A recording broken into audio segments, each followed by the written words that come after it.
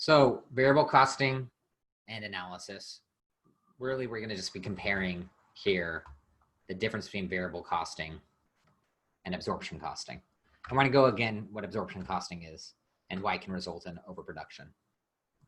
And then we'll talk about how to price orders using variable costing, and then we'll just compare the both. So again, this is really just an overview of what Chapter 5 is, and now comparing it to GAAP, right? Which we should have all covered in financial accounting. And absorption costing, just think about GAAP. I'm just talking about allocating a portion of our overhead and our fixed costs to our inventory through depreciation and amortization. So let's compare unit costs under both absorption and variable costing. So two product costing methods, right? They're two are separate. This is why I like the faster paced classes, because we talk about a lot of these slides are talking about our previous chapter, right? Absorption costing versus variable costing. Variable costing includes direct materials, direct labor, and variable overhead, right? Variable costing is what? It's variable. Super simple. Absorption costing is GAAP, right? You can't do variable costing under GAAP financials. You can only do it for an internal reporting. GAAP requires direct materials, direct labor, and both variable and fixed overhead. I'm going to underline this here, right? Fixed overhead. That's the difference. It has all the things variable costing has, but also has fixed overhead. That's it. That's all I have to remember. Absorption, what are we absorbing? The fixed overhead. That depreciation and whatnot goes straight into our inventory costs. Absorption costing requires GAAP for external purposes, but can result in misleading information. We talked about in the last class, right? Allocating this fixed overhead to our inventory doesn't help us with our break-even analysis. So differences in income from alternative methods are small so it's not a big deal if our fixed overhead is small as a percentage of total manufacturing costs. Right? Like some reasons we might not do variable costing or might not need two sets of books. By two sets of book, I mean a variable costing book and a GAAP accounting book, is if fixed account overhead is small. Like if we don't have a lot of offices, again, professional services. If I'm running a tutoring business, do you have any fixed overhead? Probably not. You don't have an office. You don't have anything you have to really worry about. There's nothing allocating to, you have no depreciation you have to allocate to your services. You don't need to worry. There's not going to be a difference in your absorption costing versus variable costing.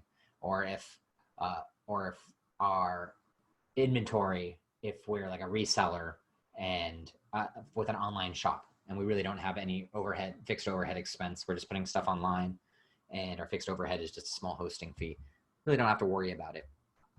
If we're not selling a lot of inventory, if we're doing mainly services, if we turn over inventory very quickly, or our period of analysis is very long, then absorption costing versus variable costing is probably not going to have a huge difference. What we're really caring about is if we're looking at monthly periods and we're looking at large scale manufacturing environments, or where we have lots of overhead that we have to apply to our inventory or services, then we have to start being careful.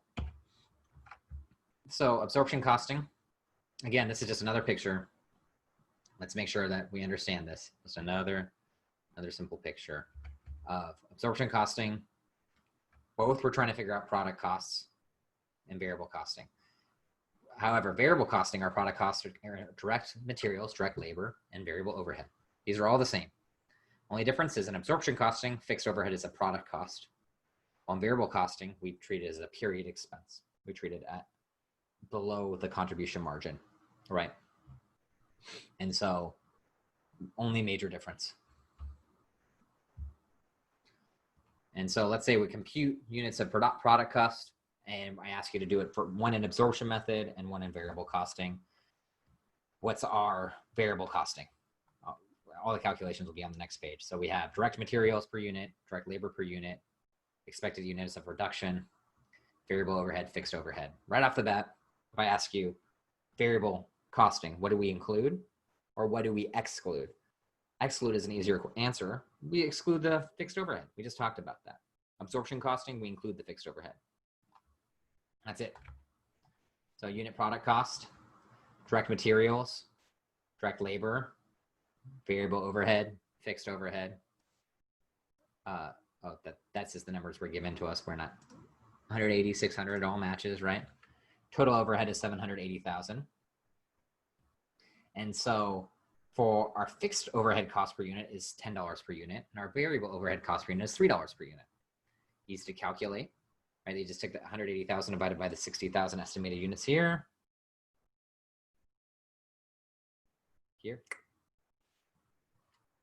And we determine the cost per unit. And then we determine for our variable costing, we only assume the $3 per unit. For absorption or gap costing, we used our fixed overhead per unit. And so we can see here, if we have a lot of fixed overhead costs per unit, our absorption costing dollars per unit is going to be much higher than our variable costing.